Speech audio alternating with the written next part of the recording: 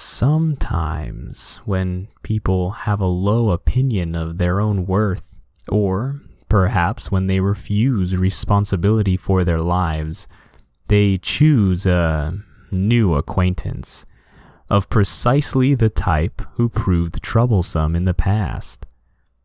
Such people don't believe that they deserve any better, so they don't go looking for it. Or perhaps they don't want the trouble of better. Freud called this a repetition compulsion. He thought of it as an unconscious drive to repeat the horrors of the past, sometimes perhaps to formulate those horrors more precisely, sometimes to attempt more active mastery, and sometimes, perhaps, because no alternatives beckon. People create their worlds with the tools they have directly at hand. Faulty tools produce faulty results. Repeated use of the same faulty tools produce the same faulty results.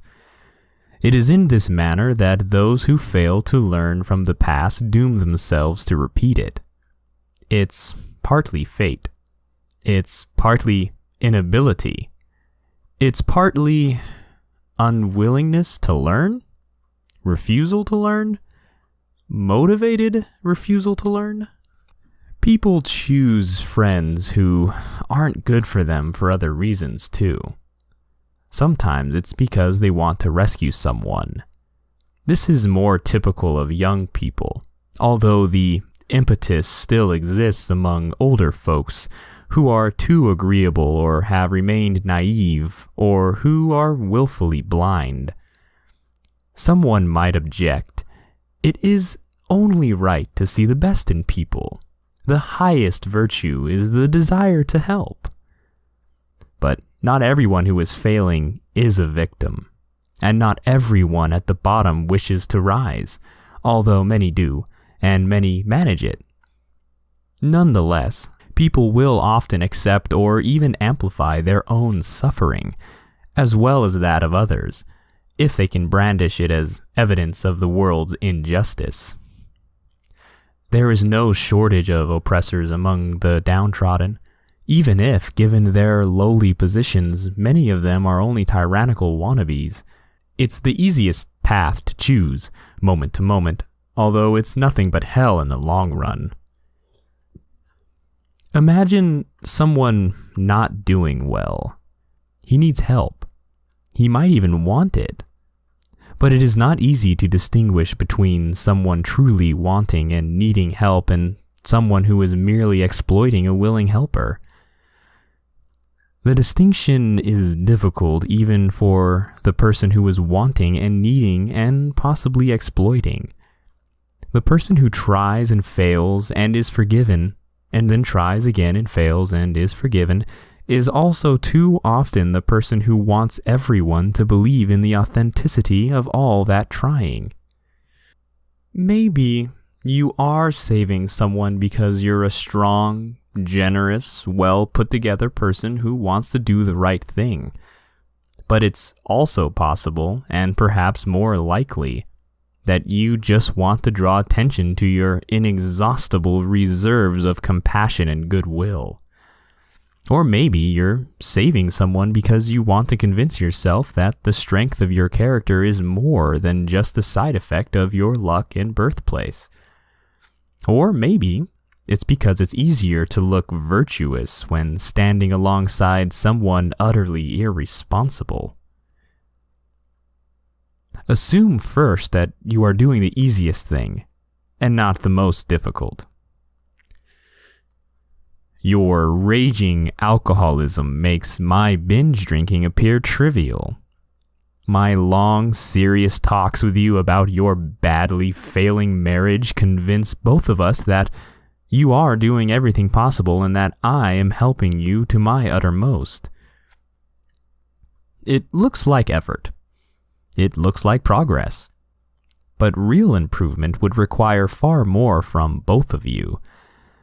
Are you sure the person crying out to be saved has not decided 1,000 times to accept this lot of pointless and worsening suffering, simply because it is easier than shouldering any true responsibility? Are you enabling a delusion? Is it possible that your contempt would be more solitary than your pity? Or maybe you have no plan, genuine or otherwise, to rescue anybody. You're associating with people who are bad for you, not because it's better for anyone, but because it's easier. You know it. Your friends know it. You're all bound by an implicit contract, one aimed at nihilism and failure and suffering of the stupidest sort. You've all decided to sacrifice the future to the present. You don't talk about it. You don't all get together and say, let's take the easier path. Let's indulge in whatever the moment might bring. And let's agree, further, not to call each other on it. That way, we can more easily forget what we are doing. You don't mention any of that. But you all know what's really going on. Before you help someone, you should find out why that person is in trouble. You shouldn't merely assume that he or she is a noble victim of unjust circumstances and exploitation. It's the most unlikely explanation, not the most probable. In my experience, clinical and otherwise, it's just never been that simple. Besides, if you buy the story that everything terrible just happened on its own, with no personal responsibility on the part of the victim, you deny that person all agency in the past, and by implication in the present and future as well. In this manner, you strip him or her of all power. It is far more likely that a given individual has just decided to reject the path upward because of its difficulty. Perhaps that should even be your default assumption when faced with such a situation. That's too harsh, you think? You might be right. Maybe that's a step too far. But consider this. Failure is easy to understand. No explanation for its existence is required. In the same manner, fear, hatred, addiction, promiscuity, betrayal, and deception require no explanation. It's not the existence of vice or the indulgence in it that requires explanation. Vice is easy. Failure is easy too. It's easier not to shoulder a burden. It's easier not to think, and not to do, and not to care. It's easier to put off until tomorrow what needs to be done today, and drown the upcoming months and years in today's cheap pleasures. As the infamous father of the Simpson clan puts it, immediately prior to downing a jar of mayonnaise and vodka, that's a problem for future Homer. Man, I don't envy that guy. How do I know that your suffering is not the demand of martyrdom for my resources, so that you can, so momentarily stave off the inevitable? Maybe you have even moved beyond caring about the impending collapse, but don't yet want to admit it. Maybe my help won't rectify anything, can't rectify anything, but it does keep that too terrible, too personal realization temporarily at bay. Maybe your misery is a demand placed on me so that I fail too, so that the gap you so painfully feel between us can be reduced, while you degenerate and sink. How do I know that you would refuse to play such a game? How do I know that I am not myself merely pretending to be responsible, while pointlessly helping you, so that I don't have to do something truly difficult and genuinely possible? Maybe your misery is the weapon you brandish in your hatred for those who rose upward while you waited and sank. Maybe your misery is your attempt to prove the world's injustice, instead of the evidence of your own sin your own missing of the mark, your conscious refusal to strive and to live.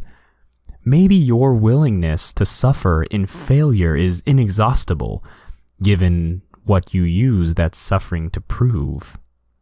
Maybe it's your revenge on being. How exactly should I befriend you when you're in such a place? How exactly could I? Virtue, that's what's inexplicable. To fail, you merely have to cultivate a few bad habits.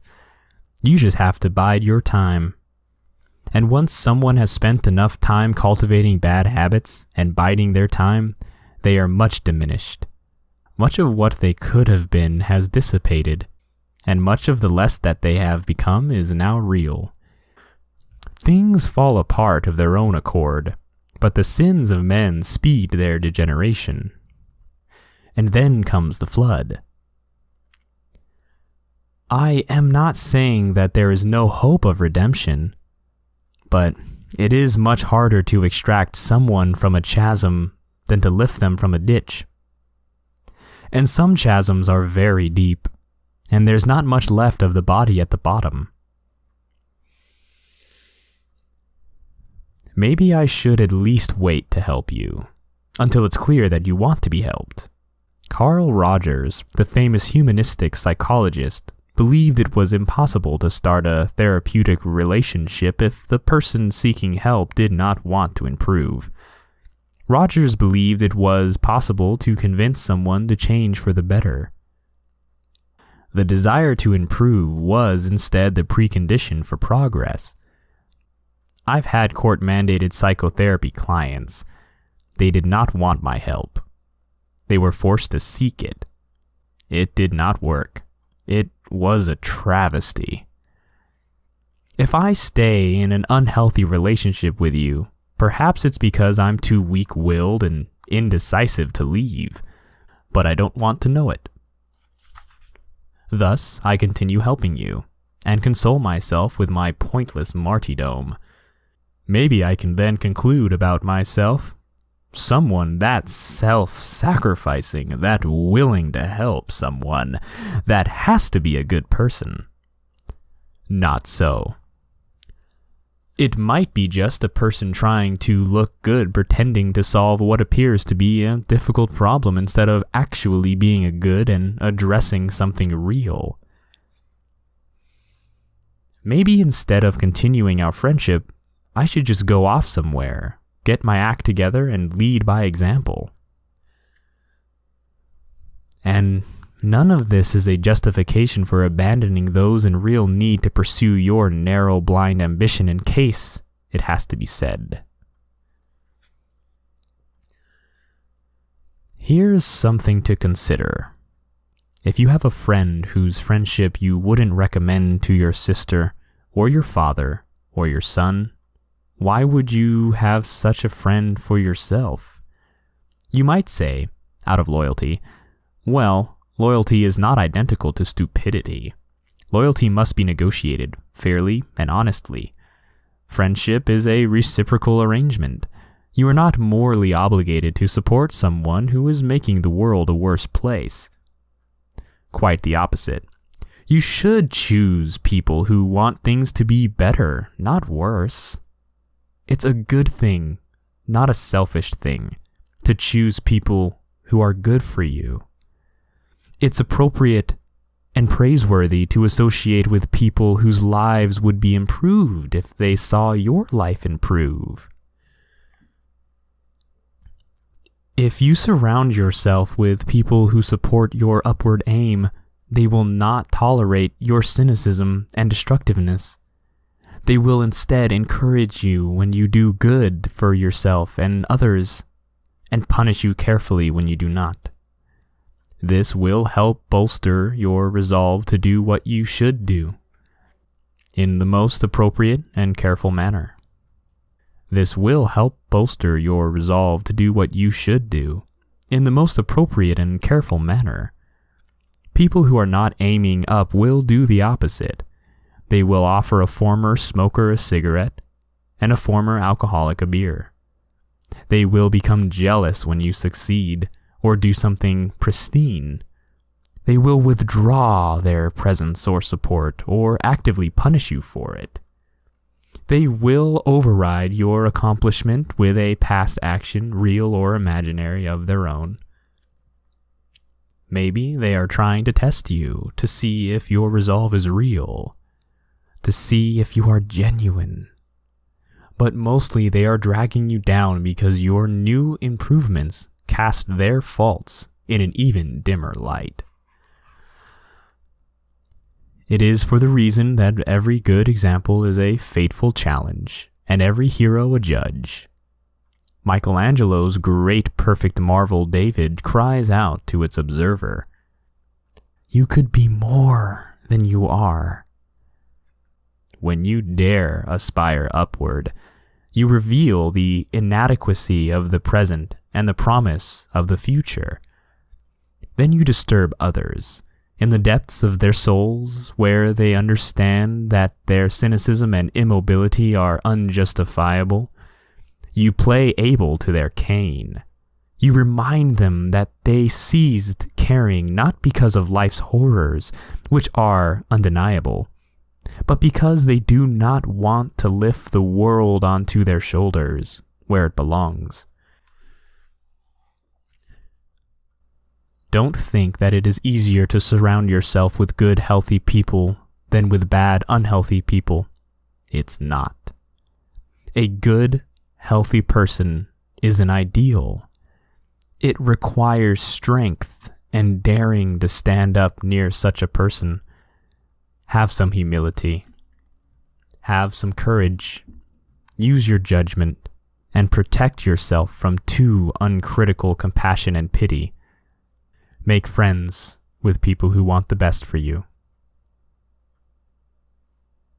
Thank you for listening. Spread peace, love, and happiness, always.